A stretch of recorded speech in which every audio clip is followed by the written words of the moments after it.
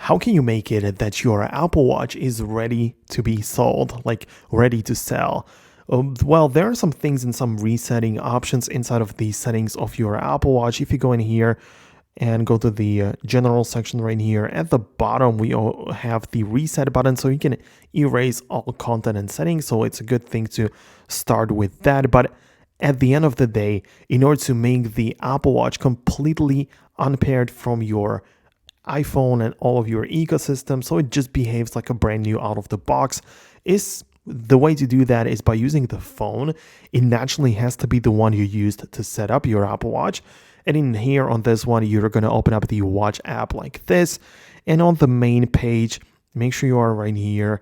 You want to click in the upper left corner on the All Watches button. And when you get inside in here, you're going to select or find the one on the list right here. So if you have multiple of them, make sure you choose the proper one, and then you click on this little information icon. When you get inside in here, what you have to locate is the Unpair Apple Watch button.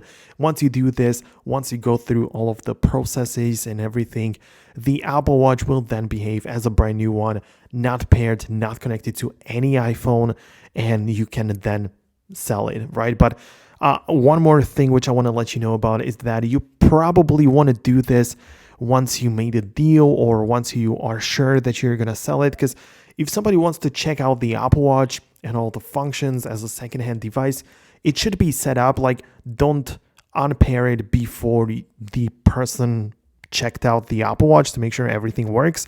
Then after you are sure that you want to sell it and the buyer wants to buy it, I would then unpair it and make sure that everybody is happy about the purchase. So that's my tips and everything I wanted to let you know about. I hope you found this video useful. If you did, hit the thumbs up and subscribe so you never miss videos like these in the future. See you guys later.